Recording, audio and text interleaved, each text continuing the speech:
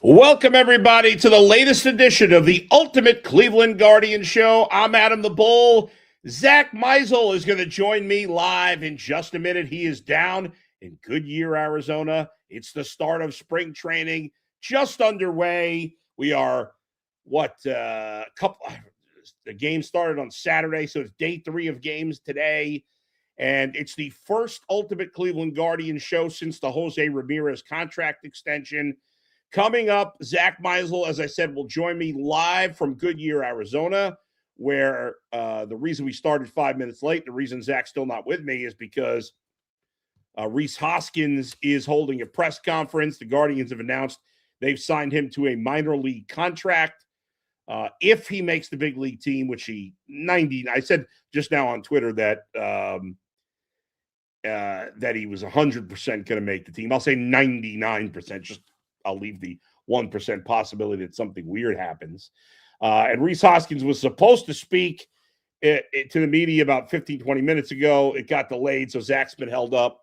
And either the Hoskins presser is going to happen in the next 2 minutes, or Zach will join us here in the next 2 minutes. Either way. Also on today's show, we'll get into Stephen Kwan. There was reports, Stephen Vogt said that Stephen Kwan would get some work in center field. I'm curious to see how it's looked so far. I had a very busy weekend, so unfortunately I couldn't. I don't even know if the Guardians' preseason games were on this weekend, their spring training games. But I didn't get a chance to see it because I was in Barberton on Saturday and I was in Geneva yesterday, so I had no chance. But I'll have a chance this week to see it if the games are on. So hopefully I got the Guardians package there. I got the MLB package. So hopefully there'll be access to it one way or the other. I'll give you my initial thoughts and then we'll bring in Zach. So love the Rhys Hoskins signing. If you saw my quick video for UCSS yesterday, if you saw my podcast, if you haven't seen my podcast through the bullpen, through Bet Rivers, please go check that out. I talked about the Guardians, I talked about the Cavs, and also answered fan questions, so check that out as well. But I love this Rhys Hoskins signing, and as you all know, I've been down on the Guardians. Yes, I'm wearing a disaster shirt. I just realized that I'm wearing a shirt that is just for hanging around the house, and I forgot to change before I started the show. Those are holes in my shirt. It's a very comfortable shirt wearing around the house. Beast Grill says he just watched the Reds and Guardians. Okay. So, yeah, I'm looking forward to watching. I was able to watch the Cubs-White Sox game on Friday, but I couldn't watch anything, like I said, over the weekend. But I will today. I know they're playing today at 4, so hopefully get a chance to watch that. So, Rhys Hoskins, I love the move. I've been obviously pissed that the Guardians have done nothing. They had spent no money to improve their offense this offseason, did not add a single player from outside the organization. Now they have, frankly, I'm very surprised that Rhys Hoskins had to settle. 2 good major leaguers in the last 24 hours had to settle for minor league contracts. Rhys Hoskins with the Guardians and Michael Conforto with the Cubs, both coming off, subpar seasons. But I'll tell you, Rhys Hoskins, this guy, when he plays a full season, he's going to hit you 26 runs. In fact, if you look at Rhys Hoskins, he was a rookie in 2017. So he's been in the big leagues almost a decade. He has had 5 seasons where he's played 107 games or more. In those 5 seasons, he's hit at least 26 home runs. He's knocked in at least 71 runs. And he's had an OPS of at least 722. That 722 was his worst in 2024, which is still about a little above average. The other years, well above average. He's always been a guy who's walked a lot. The strikeout rate had been decent for a power hitter. It's gotten worse, although it was a little better last year than it was in 24. So I know there's some people in Milwaukee that feel like he's kind of finished. I don't see it. He's just going to turn 33 next month. And you look at last year, and again, he's dealt with injuries. He missed the entire 23 season. He missed about 30 games in 24, and he missed 70 games last year due to injury. So that's a lot.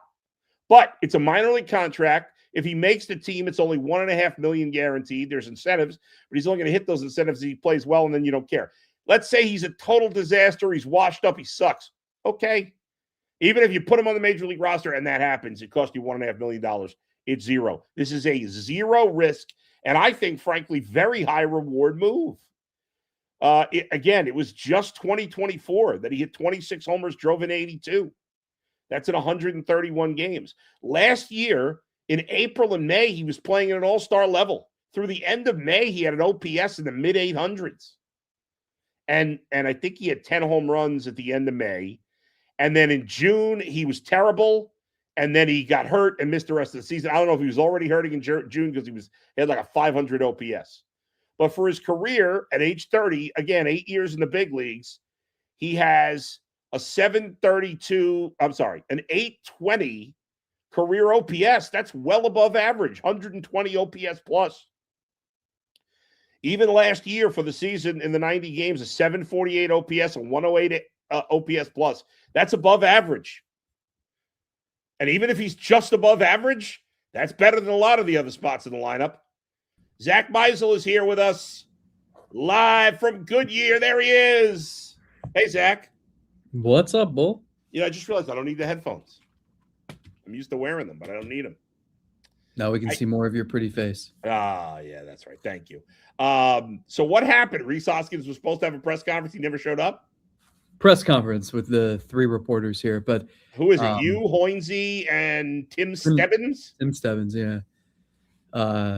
I think he's got, initiation. He's got to get sizing for jerseys and pants and get the bats he wants and all that stuff and meet everybody. So hopefully that he's not going to talk to us here for the next 20 or 30 minutes. Yeah. And we can do that tomorrow morning instead. But I was just saying, Zach, and I wanted your take on this. To me, this is a lot of times you'll hear low risk, high reward. This is a no risk. I mean, what's the risk? Even if they pick up his contract, his guarantee is $1.5 million. I mean, that's barely above the minimum. And this guy in the 5 seasons in the big leagues that he's played 100 games or more has hit at least 26 home runs. So the upside on him is, it's not crazy that he could be the second, third, or fourth at worst best hitter on the team. That's not great. It's best for the guard. It's weird. It's like you hope. I don't want to say it's like if you're the Guardians, you want him to be you want him to be good, but you want DeLauder to be better. Yes. You want Valera to be better. You want Bazzana to come up and hit well. Right. You'd like him to hit 25 home runs, knock in 75, and be the 5th best hitter on the team. Exactly. Yeah. So it's very low risk. It's crazy. Like Carlos Santana got $2 million on a guaranteed major league deal from Arizona. Herman Marquez got a major league contract. He's awful. And Hoskins had to settle for this, but it shows you this is the bigger issue that I think the players have not focused enough on when there's new collective bargaining negotiations. That's great. Juan Soto and Kyle Tucker and those guys get $50-60 million a year. But the middle class has gotten just completely decimated over the years. Yeah. And so someone who Hoskins, he didn't have a good year last year. He had injuries. He got supplanted by Andrew Vaughn. Yeah. And he's a first baseman who's not a defensive guy. No. And yet he was still a little bit above average offensively. Yeah. And his track record, when he was with Philly, he was a really good middle of the order hitter. Yeah. And he's not 39. Carlos Santana's about to turn 40. This guy's about to turn 33. So it's crazy that he had to settle for this. But, we haven't asked him yet.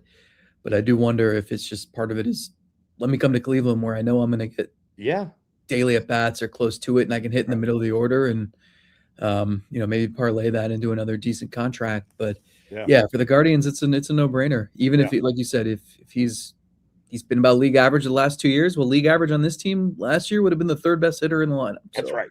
They were 28th in runs scored.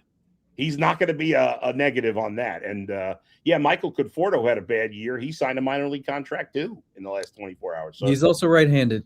And like you hope DeLauder can be an everyday guy who hits lefties and righties. You hope Manzardo can hit lefties this year, but you need someone who's righty. You need a right-handed hitter to go up against Skubal and Framber Valdez. That's right. And they are just way too left-handed, so this provides a little bit of balance. Oddly enough, career-wise, he's way better against lefties, but last year he was better against righties for whatever reason. That's not his career track. And I was saying right before you came on, in April and May last year, he had over an 800 OPS. And then June, he fell off a cliff, and then he got hurt, and he had like 10 at-bats the rest of the season. As you said, Andrew Vaughn came over off waivers. He had a great season. So it'll be interesting to see. That in combination with Steven Kwan, and I want to get to that too, because if Kwan's playing center, and then you have DeLauder and Valera in the corners, you have Manzardo at first, and you have Hoskins in the DH, and then you work in Kefis between first base, DH, and the corners. He'll get at bats here and there, or you think he might be in the minors? I think he starts in AAA. Okay, because I think you're going to get Manzardo and Hoskins at first base and DH. I think Fry will play some first. Fry, yeah.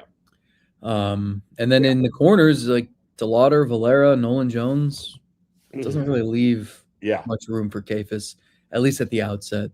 Now, is Kwan going to play center field, or are they just like, this has to happen, right? Yeah, I mean, the plan is for him to go there, to start playing there pretty soon. Yeah. He's in left field today, but he'll eventually get some center field. I've just seen this happen with guys, not necessarily Kwan, but like every time they do this, it sticks. Like Tyler Freeman switched to center field in spring training, and then was the opening day center fielder and led the team in center field starts in 2024. Ahmed Rosario didn't last in the outfield, but he was in the outfield on opening day in 2022. So Kipnis went out to the outfield. Angel Martinez, like we've seen this before. So Daniel Schneemann. I just haven't been able to think of a scenario where he plays some center field, and then for some reason they're like, actually, no, back to left, please.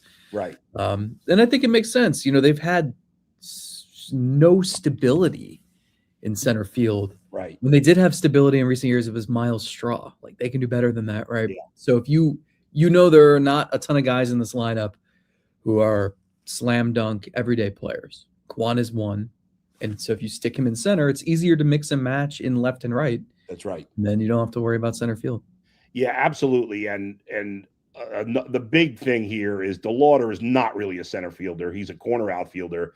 And he's had terrible luck in terms of injuries. He's missed a ton of time. He's basically played one season over 3 seasons in the minors. And he has to be up in the big leagues on opening day. Unless he's a total disaster in spring training, there's no reason for him to be in the minors, to waste any more at-bats down there. But can he stay healthy is a massive question. And he just is playing left field or right field, whatever they end up doing, is just, he has a much better chance, I think, of staying healthy as opposed to playing center field. Yeah, I mean, there's injury risk with Kwan too. He has a history of hamstring issues. So you're basically just pick your body part. Yeah. Do you want to save Kwan's hamstrings? Do you want to save DeLauder's feet?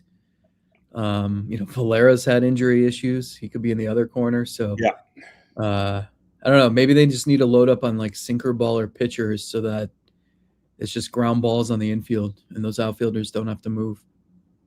So let's think about the lineup here now. If we say Kwan stays at center, let's assume are Valera. Do you think Valera and DeLauder are locks to be in here on opening day if healthy, or maybe not lock, but like over 90%? I think Valera is. I hate to bring this up. Go ahead. If you tell me about, I mean, if they, oh God, I'm gonna be so pissed. Again, unless DeLauder is such a disaster, which he won't be. The other day, he was like 2 for 3, and the one out he got was he hit a line drive off the pitcher. Yeah. Has to be here. Don't mess around. Send him to AAA for like 2 weeks. You get an extra year of control. They got to stop with this nonsense. He's got to be up here. This is ridiculous. I honestly, I just said this on the big show this morning. Yeah. He could win Rookie of the Year. Absolutely. He stays healthy. He's that good of a hitter. And it says a lot that, they wouldn't throw just any prospect into the situation they threw him in last year, where his season was over. He hadn't played in 3 months. He was going to pick up his car in Columbus to drive home to West Virginia to see family before playing in the Arizona Fall League. Yeah. And they call him and they say, hey, come up to Cleveland. We want you to hang around the team. And then the next day it's like, actually, we want you on the roster. And then your first game is in a playoff elimination game. Unreal. Like, it takes a certain level of maturity, pedigree just to handle that. And then for the organization to trust you with that says a lot. Now we could, they send him to AAA. We could ask the question, why was he good enough to start a playoff game when he was injured for a couple months, but not good enough to be on the opening day roster? They'd probably retort, well, we want to slowly build him up so he stays healthy, whatever. But, we've seen this. Teams manipulate service time. So I'm not going to accept it. I'm going to say he's up on the – so I'm going to say DeLauder, Valera, Kwan. Obviously, I hate the middle infield with Arias and Rocchio, but that's going to be the starting middle infield. You're going to have Manzardo. You're going to have Hoskins. You're going to have Jose. And then Naylor and Hedges as your catchers. So that's 10 hitters there. We know Nolan Jones will be the fourth outfielder. That's 11. We know you need a backup infielder, Schneemann, and you need a backup outfielder. And your backup outfielder's got to be someone who's not left-handed. So Angel Martinez, a switch hitter.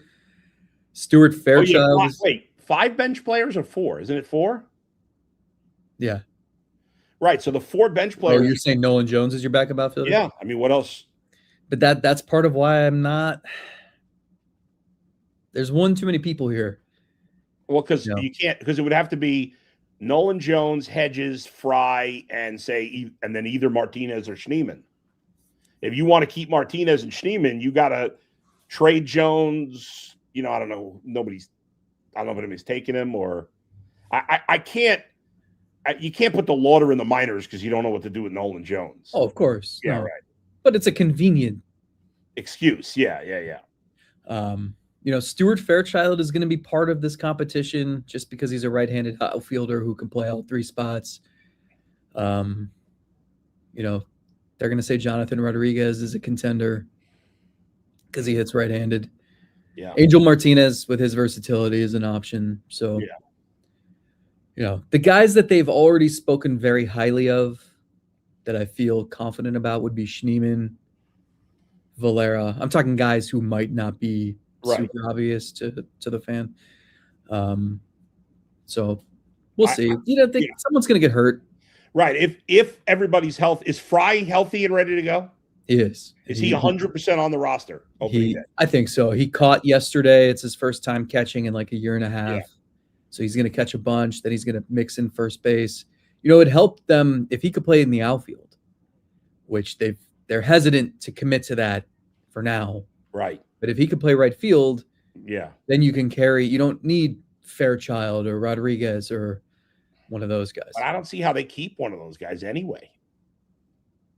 Because if you're keeping Fry, Hedges, and Schneemann, then the last spot comes down to either Nolan Jones or Angel Martinez. I can't. Yeah, I think the thing is, they didn't let Valera face lefties last year. Yeah, and he struggled against lefties in the minors, so I get that. Right. DeLauder should be in there every day. Yeah, or as much as you can without, making him more of an injury risk, right? Right. But if you're going to platoon Valera, who's his partner? Hoskins can't play the outfield anymore. Yeah. If it's Fry, then that works perfectly. But I just Stephen Vogt said catcher. Oh, Zach froze up. Let's see if we can unfreeze Zach here. Hopefully. Oh, you're back. We got you back, Zach. You froze up. We lost you when you started to say Fry in the outfield, but what did Vogt say about that? Just that his spring duties are going to be catcher and first base. So gotcha. All right. Well, next time we get together, we'll talk more about the pitching. Obviously, there's more certainty with the pitching. There's a couple of new guys in the mix in the bullpen, but listen, the Guardians have spent no money this offseason. It's been a real shame outside of the extension of Ramirez. Even with the Hoskins deal, even if he makes the majors, they have the second lowest payroll in all of baseball. Only the Marlins are lower. It's really a shame because a couple of more tweaks, a couple of, like there were some good bats you could have had at a reasonable price. And I love the Hoskins move again, but you can draw me up a lineup for like mid-season. Yeah. That includes, it could be like Kwan, DeLauder, Ramirez, Manzardo, Hoskins, Valera, Bazana, Naylor, Rocchio, and like, that excites me a bit.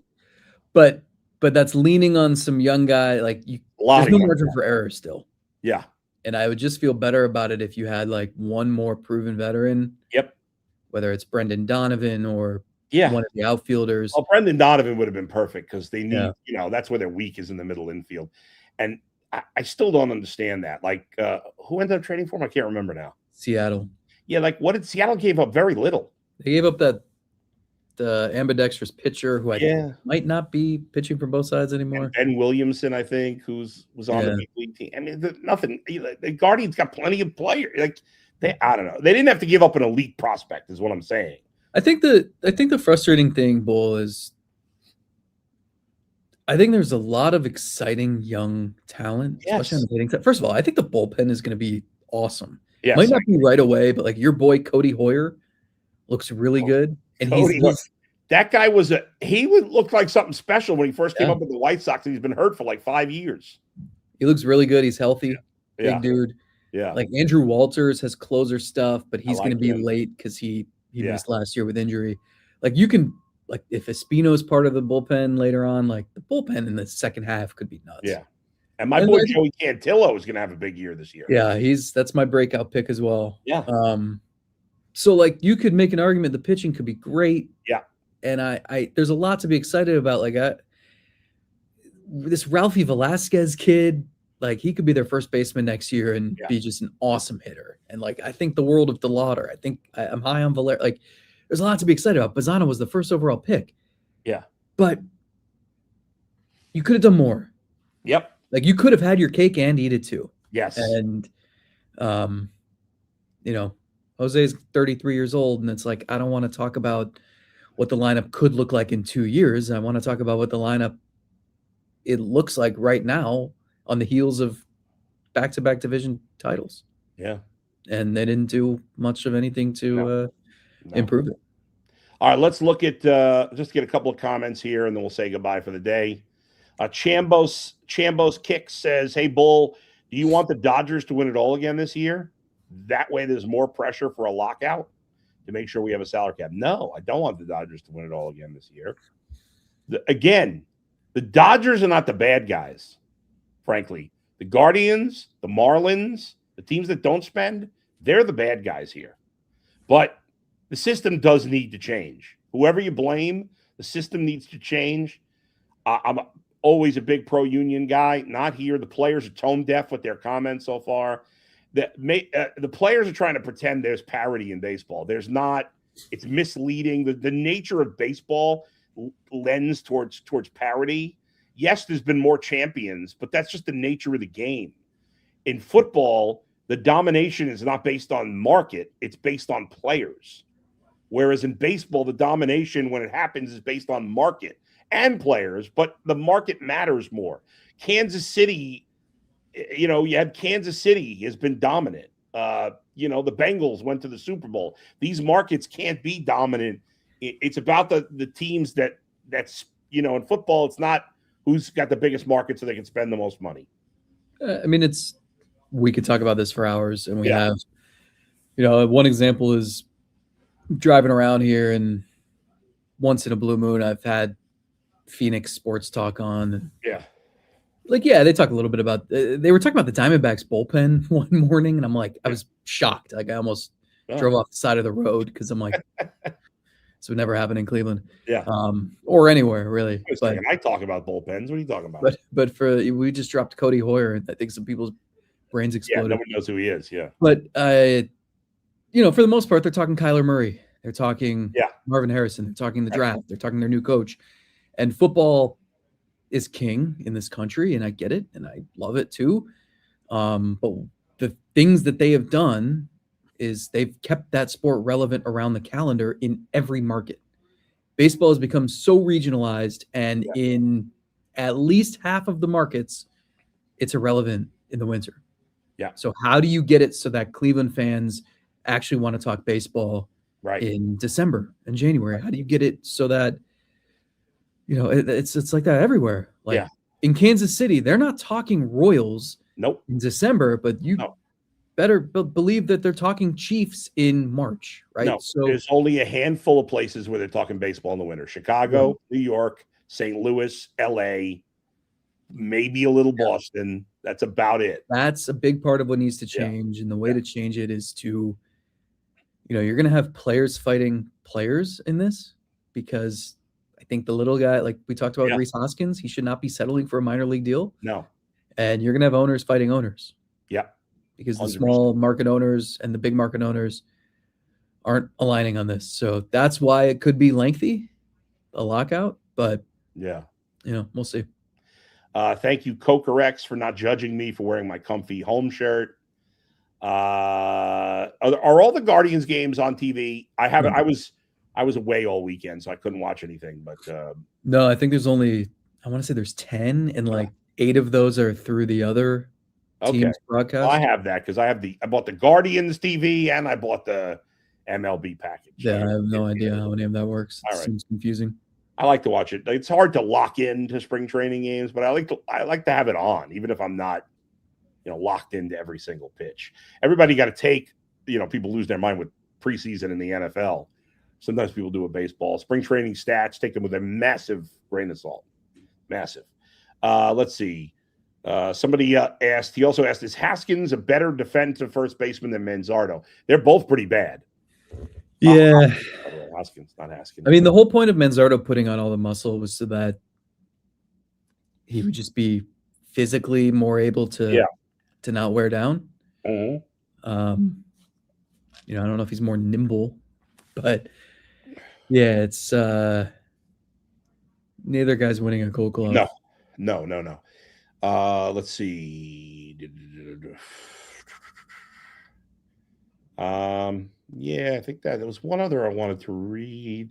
Oh yeah, John Turner says, I can't wait to watch Ralphie Rake in 2027. Is he going to start the year in Columbus? Where did he end? Didn't he? I think he ended in Akron. Akron. So maybe he starts. They like to start guys where they finished and then build up their confidence and then promote them after a month or two. I would think that. Let me double check. But I've had people mention him as it wouldn't.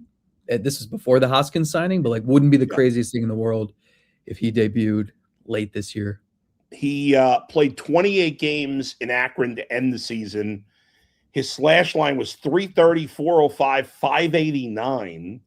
Well, he had a stretch right before he got promoted, and then the first week or two after. Right. It was like a 3-week stretch where his OPS was 2,000. It was nuts.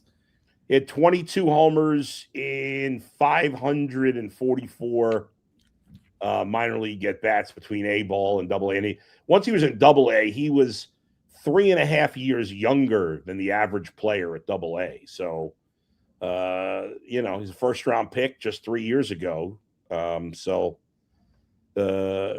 sky's the limit. I mean, the guy's only 20 years old, 6'3", 240. Big dude. Yeah, and that's the thing here. It's their farm system's top 5 in baseball. Yeah. It's really good, and it's got a lot of players who are really close to the majors. That's a great thing.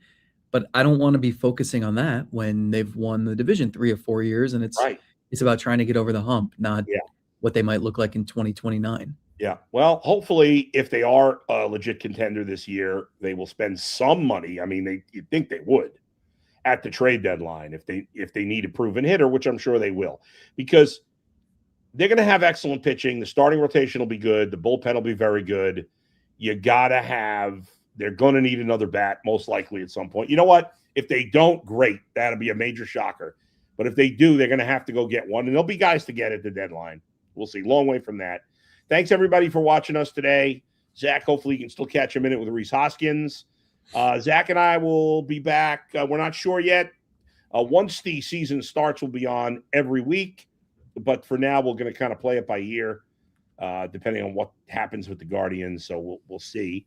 For Zach, I'm Adam the Bull. We'll talk to you next time. Where else but right here on the Ultimate Cleveland Guardian Show. See you, everybody.